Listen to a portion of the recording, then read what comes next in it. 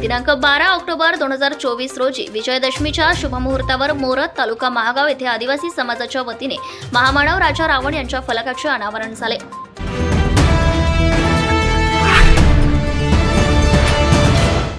जिल्हा परिषद प्राथमिक शाळा गोफवाडीचे मुख्याध्यापक मोहन पाटणकर व सौ वर्षा पाटणकर तथा शिवप्रभा ट्रस्ट सदस्य पाटणकर दाम्पत्य यांनी गेल्या 7 वर्षांपासून वृक्षभेट कार्यक्रमाला सुरुवात केली आहे।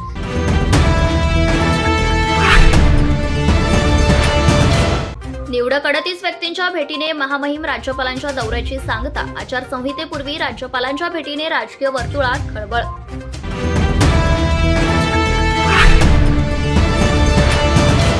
घोणसारा येथे दुचाकी चालवण्यावरून वाद। पुसद तालुक्यातील घोणसारा येथे दुचाकी चालवण्यावरून दोघात वाद झाला। या घटनेत दोघांनी एकाला काठीने मारहाण करून जखमी केले।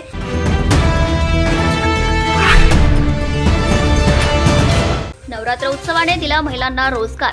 नवरात्र उत्सव व दसरा हे सण मोठ्या उत्साहात पार पडले। या सणाच्या निमित्ताने पुन्हा रोजगाराची संधी उपलब्ध झालेली पाहायला मिळाली।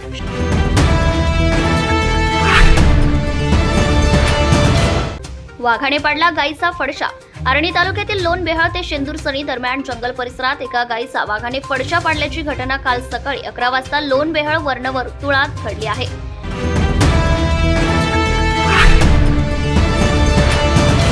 कारागृहातील न्यायाधीन बंदीला 7 कैद्यांकडून मारहाण। जखमी शासकीय रुग्णालयात दाखल। अवधूतवाडी पोलिसात गुन्हा नोंद।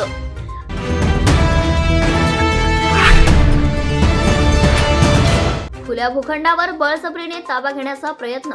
स्वामी विवेकानंद गृहनिर्माण सहकारी संस्थेमार्फत मालकीच्या खुल्या भूखंडावर बळजबरीने ताबा करण्याचा प्रयत्न सुरू आहे।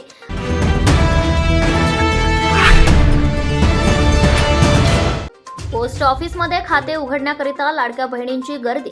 पुसदमध्ये सध्या सर्वत्र मुख्यमंत्री लाडकी बहीण या योजनेचा लाभ मिळवण्याकरिता सर्वच बँकांसह पुसदच्या पोस्ट ऑफिसमध्ये सुद्धा खाते उघडण्याकरिता बहिणींची मोठी गर्दी झालेली दिसत आहे।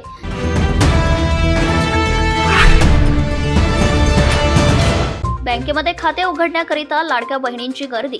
मुख्यमंत्री लाडकी बहीण योजना महिन्याला 1500 रुपये मिळत असल्याने नवीन बँक खाते उघडण्याकरिता महिलांची बँकेत धाव।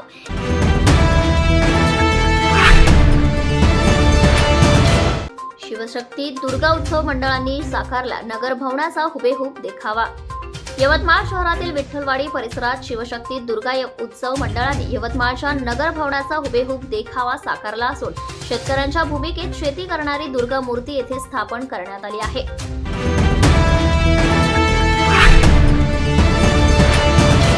श्री गुजराती नवरात्र मंडळाकडून सर्व दुर्गा मंडपात गरबा नृत्याचे सादरीकरण। सशक्त व एकसंघ समाजाचा संदेश।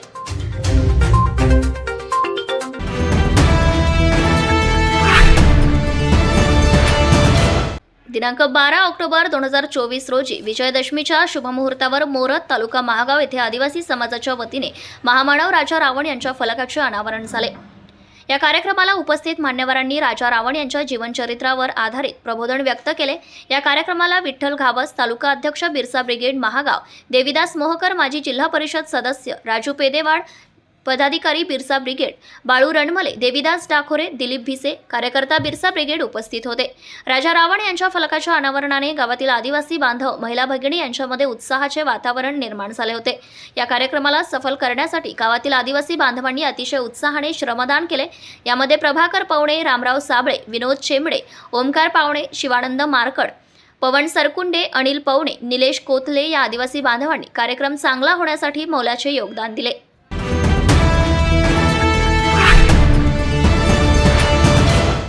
जिल्हा परिषद प्राथमिक शाळा गोफवाडीचे मुख्याध्यापक मोहन पाटणकर व सौ वर्षा पाटणकर तथा शिवप्रभा ट्रस्ट सदस्य पाटणकर दाम्पत्य यांनी गेल्या 7 वर्षांपासून वृक्षभेट कार्यक्रमाला सुरुवात केली आहे। सर्वप्रथम घरात झाडे लावायला सुरुवात केली असता घरातील जागा संपली, परंतु वृक्षारोपणाची हौस मात्र संपली नाही। वृक्षारोपण परंपरा कायम राहण्याकरिता या दाम्पत्यांनी मार्ग काढला। घरी जागा नाही म्हणून काय झाले, पृथ्वीवर जागेची काय कमतरता आहे, शेतकरी बांधवांना भेटून वृक्षारोपण विषयी त्यांनी चर्चा करून पाण्याची व्यवस्था हे सगळं पाहून झाड देतो तुम्ही जगवता का यावर शेतकऱ्यांचा होकार येताच प्रत्यक्ष नर्सरीमध्ये शेतकऱ्यांना नेऊन त्यांच्या आवडीप्रमाणे फळझाड देऊन त्यांच्यावर वृक्ष संगोपनाची जबाबदारी निश्चित केली आणि त्यामध्ये ते यशस्वी देखील झाले। आजपर्यंत गोफवाडी, लोहरा, शेलू, पारध, मांडवा, वसंतपूर, बोरी इत्यादी परिसरातील शेतकऱ्यांनी वृक्षारोपण संवर्धन केले। वृक्षारोपण संवर्धनाचे महत्त्व कोरोना काळात अधोरेखित अधिक प्रकर्षाने झाले आहे। भविष्यात येणाऱ्या प्रत्येक संकटावर वृक्षारोपण हाच एकमेव उपाय असल्याचं आम्हाला वाटते, म्हणून आमचा हा छोटासा प्रयत्न, आमच्या प्रयत्नाला सहकार्य आणि पाठिंब्याची आवश्यकता आहे। असा प्रयत्न सर्वांनी सर्वांच्या सहकार्याने आणि सोबतीने केला तर भविष्यातील संकटांची भीती नसेल। वृक्षारोपणाचा संबंध आम्ही जन्म, मृत्यू, वाढदिवस, लग्न, उत्सव, सण उत्सव इत्यादींशी जोडून वृक्षारोपण करण्याचा प्रयत्न केला आणि त्यामध्ये यशस्वी झाले।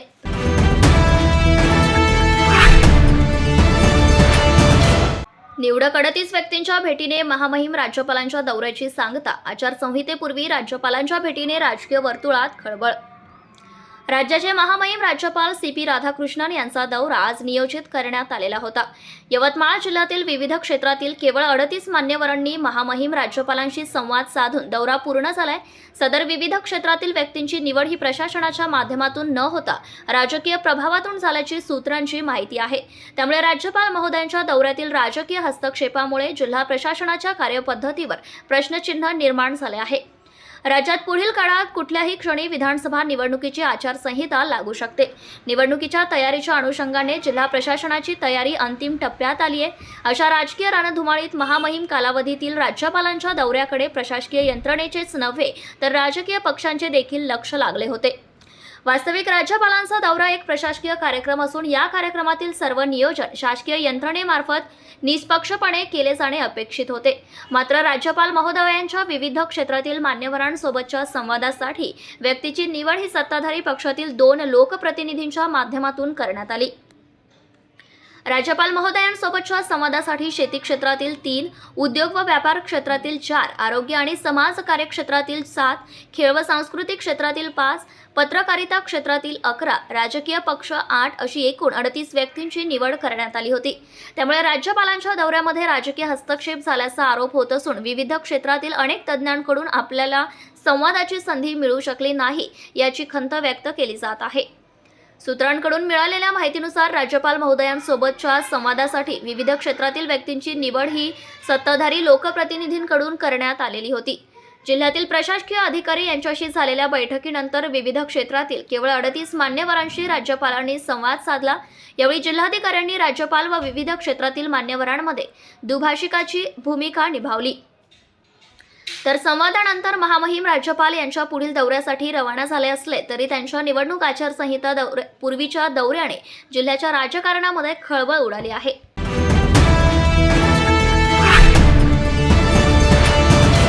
घोणसरा येथे दुचाकी चालवण्यावरून वाद।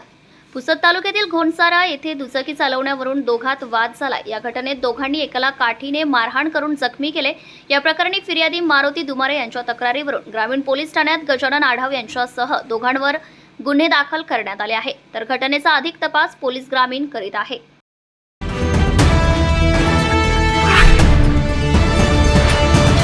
नवरात्र उत्सवाने दिला महिलांना रोजगार।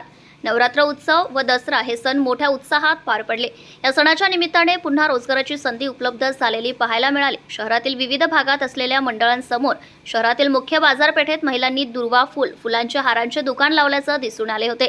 दुर्गा उत्सवासाठी येणाऱ्या भाविक भक्तांनी महिलांकडून पूजेसाठी लागणारे साहित्य विकत घेतल्याने या साहित्याच्या माध्यमातून महिलांना सण उत्सवाच्या काळात रोजगाराची संधी प्राप्त झाल्याचे दिसून आले।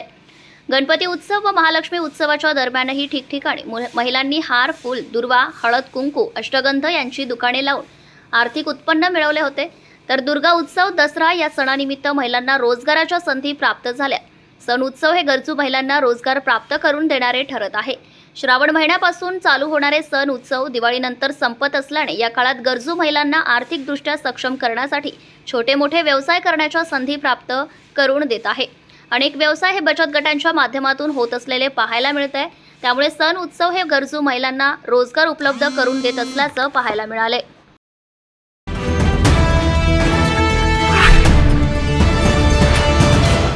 वाघाने पाडला गायीचा फडशा। आर्णी तालुक्यातील लोण बेहळ ते शेंदूरसणी दरम्यान जंगल परिसरात एका गायीचा वाघाने फडशा पाडल्याची घटना काल सकाळी 11 वाजता लोण बेहळ वर्णवर्तुळात घडली आहे। शेंदूरचणी येथील किरण पाटील वानखडे यांची ती गाय असून ती गाय खांडात होती. काल 11 वाजताच्या दरम्यान पायाला मार असल्याने सरता सरता ती गाय मागे राहिली. दरम्यान याच वेळी वाघाने गायीवर हल्ला करून तिचा फडशा पाडलाय.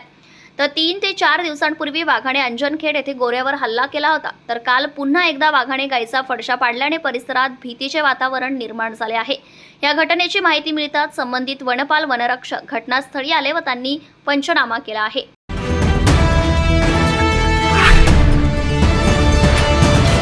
कारागृहातील न्यायाधीन बंदीला 7 कैद्यांकडून मारहाण, जखमी, शासकीय रुग्णालयात दाखल. अवधूतवाडी पोलिसात गुन्हा नोंद. क्षुल्लक कारणावरून एका न्यायाधीन बंदीसोबत वाद घालून 7 कैद्यांनी त्याला लाथाबुक्क्यांनी बेदम मारहाण केली.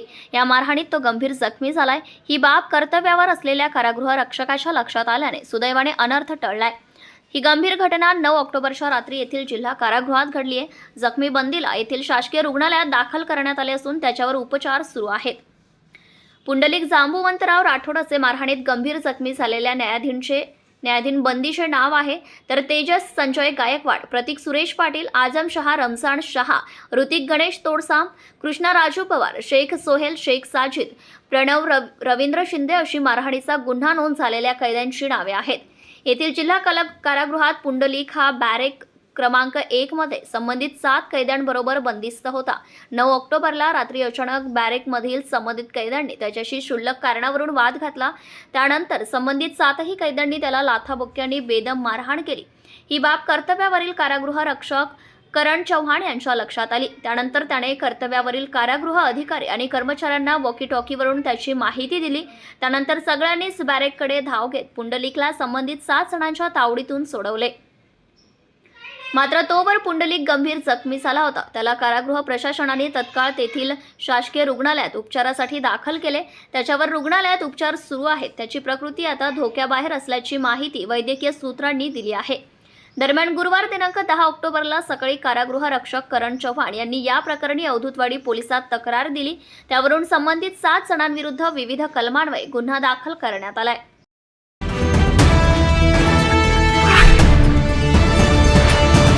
खुल्या भूखंडावर बळजबरीने ताबा घेण्याचा प्रयत्न. स्वामी विवेकानंद गृहनिर्माण सहकारी संस्थेमार्फत मालकीच्या खुल्या भूखंडावर बळजबरीने ताबा करण्याचा प्रयत्न सुरू आहे, अशी तक्रार संस्थेच्या अध्यक्षाकडे देण्यात आली.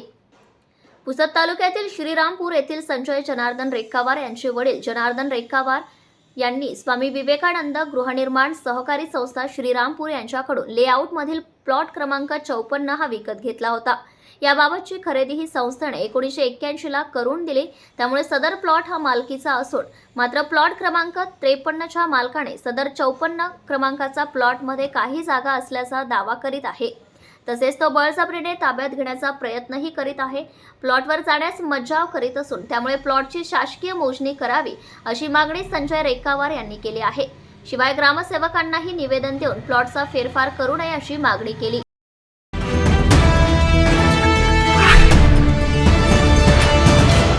पोस्ट ऑफिसमध्ये खाते उघडण्याकरिता लाडक्या बहिणींची गर्दी. पुसदमध्ये सध्या सर्वत्र मुख्यमंत्री लाडकी बहीण या योजनेचा लाभ मिळवण्याकरिता सर्वच बँकांसह पुसदच्या पोस्ट ऑफिसमध्ये सुद्धा खाते उघडण्याकरिता बहिणींची मोठी गर्दी झालेली दिसत आहे. तर अनेक बँकांमध्ये KYC न झाल्यामुळे महिलांच्या खात्यामध्ये 1500 रुपये आले नाहीत. तर इतर बँकांमध्ये KYCची अडचण येत आहे व पोस्टातील खात्यामध्ये त्वरित पैसे येत आहेत. अशा महिलांमध्ये झालेल्या चर्चेतून मोठ्या प्रमाणात गर्दी होत आहे. 10 महिलांना घेऊन खाते उघडण्याची प्रक्रिया पूर्ण करण्यात येत आहे.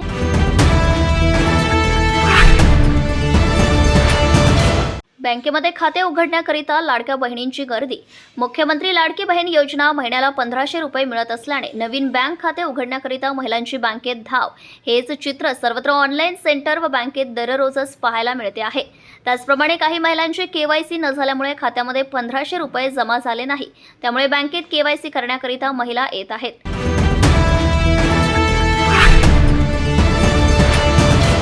शिवशक्ती दुर्गा उत्सव मंडळांनी साकारला नगर भवनाचा हुबेहूब देखावा. यवतमाळ शहरातील विठ्ठलवाडी परिसरात शिवशक्ती दुर्गा उत्सव मंडळाने यवतमाळच्या नगर भवनाचा हुबेहूब देखावा साकारला असून शेतकऱ्यांच्या भूमिकेत शेती करणारी दुर्गा मूर्ती येथे स्थापन करण्यात आली आहे. यवतमाळमधील ऐतिहासिक स्थळांची साक्षर वस्तू नगर भवन याचा इतिहास यवतमाळातील नागरिकांना फार कमी आहे. अशातच इतिहास दाखवत हुबेहूब नगर भवनांचा देखावा या ठिकाणी तयार करण्यात आला आहे. तसेच स्त्री समाज आपल्या समाज व्यवस्थेचा मुख्य पाया आहे. हजारो वर्षांपासून चालत असलेल्या पुरुषप्रधान व्यवस्थेला आपण हा पायाच कमकुवत करून ठेवल्याचं मत मंडळातील सदस्यांनी व्यक्त केलं आहे. शेतीचा शोध स्त्रियांनी लावला असं सांगितलं जातं. शेतीचा जन्म झाला. पुढे शेतीमध्ये उपयुक्त असलेल्या प्राणी म्हणून बैलाचा वापर मनुष्य समाजाने सुरू केला. अशातच महिला आता पुरुषांप्रमाणेच समोर आहेत. मात्र कुठेतरी महिलांना पुरुषांप्रमाणे स्थान दिलं जात नाही. अशाच पद्धतीचे संदेश शिवशक्ती दुर्गा उत्सव मंडळांनी देखाव्यातून दाखवला आहे. शिवशक्ती दुर्गा उत्सव मंडळाचे यावर्षी 32वे वर्ष आहे. दरवर्षी शिवशक्ती दुर्गा उत्सव मंडळ प्रबोधनात्मक कार्यक्रम हाती घेतं आणि चळवळीच्या माध्यमातून आम्ही प्रत्येक वेळेस वेगवेगळे देखावे सादर करतो, जेणेकरून लोक प्रबोधन होईल. यावर्षी मंडळाने नगर परिषद देखाव्याचा आणि महिला सशक्तीकरणाचा विषय हाती घेतला असून शंकरपटाचे आयोजन नगर परिषद यवतमाळ या भागात करण्याचे ठरवला. अशा प्रकारे थीम आहे. त्याचे प्रतीक म्हणून नगर भवन आम्ही उभे केलेले आहे. नगर भवनाला इंग्रज पूर्वीपासून इतिहास आहे. तो इतिहास लोकांना माहिती पडावा याकरिता आम्ही नगर भवनाची थीम नेमलेली आहे. जवळपास 2 महिन्यापासून बंगाली कारागीर आपल्या इथे काम करत आहे आणि त्यांनी सेम टू सेम यवतमाळ नगर भवन सारखंच नगर भवन इथे बनवलेलं आहे. काय नाव तुमचं? माझं नाव श्री विकास अरविंदराव कदम. विकास कदम. दरवर्षी शिवशक्ती मंडळ हे समाज प्रबोधन व्हावे याकरिता वेगवेगळे निरनिराळे देखावे करतात. हे नगर परिषद नगर भवनाचे जे देखावा आम्ही यावर्षी केला आहे, हा देखावा बंगालवरनं कारागीर आले. त्यांनी जवळजवळ 2 महिने अथक परिश्रम करून हा देखावा साजरा केला. याआधी मंडळाने नगर परिषदची शाळाचा देखावा सादर केला होता.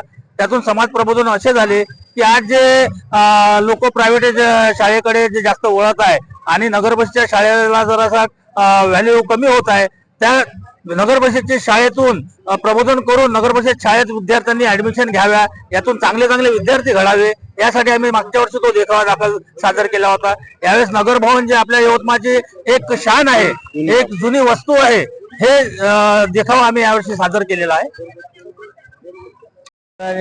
शिवशक्ती मंडळाने सकाळच्या वेळेस अभिषेक करून देवीची स्थापना केली आणि रोज सकाळी देवीची साध्या आणि सोप्या पद्धतीने आम्ही आरतीचा रोज कार्यक्रम करत असतो. आणि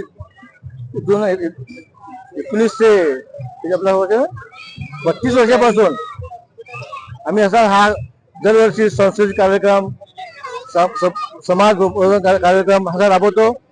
आणि देवीची प्रत्येक दिवशी प्रत्येक महाप्रसाद होता दरवर्षी प्रमाणे रोज असा हा उपयोग कार्यक्रम राबवत असतो. काय नाव महाराज? शशिकांत. पूर्ण नाव सांगा. शशिकांत विठ्ठलराव पेंदोर.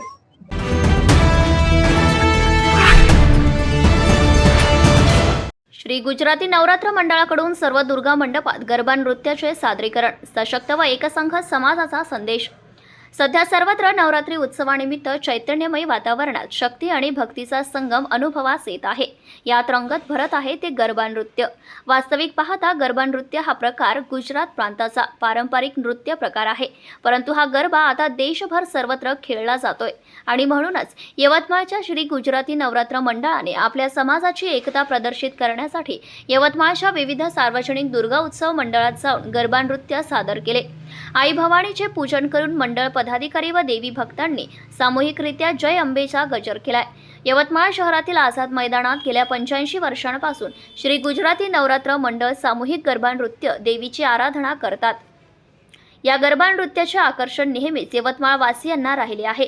येथील गरबा नृत्य बघून अनेक जण प्रशिक्षितही झाले. गरबा नृत्य हा एकजुटीचा परिचय देणारा नृत्य आहे.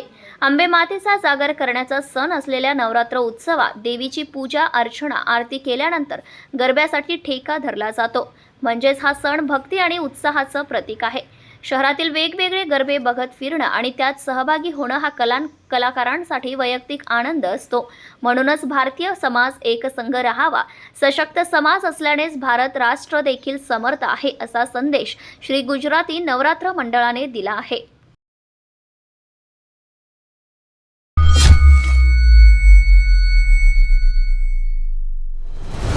आपले हक्क अधिकार मिळवून देण्यासाठी सत्ताशाही, न्यायासाठी सत्ताशाही, भ्रष्टाचार उघड करणार सत्ताशाही, लोकांच्या कल्याणासाठी सत्ताशाही, लोकजागृतीचे माध्यम सत्ताशाही, लोकशाही टिकविण्यासाठी लढाई म्हणजे सत्ताशाही, शासन प्रशासनाला कर्तव्याची जाणीव करून देणार सत्ताशाही. चालू घडामोडीचे अपडेट मिळवण्यासाठी सत्ताशाहीच्या YouTube चॅनलला आजच सबस्क्राईब करा.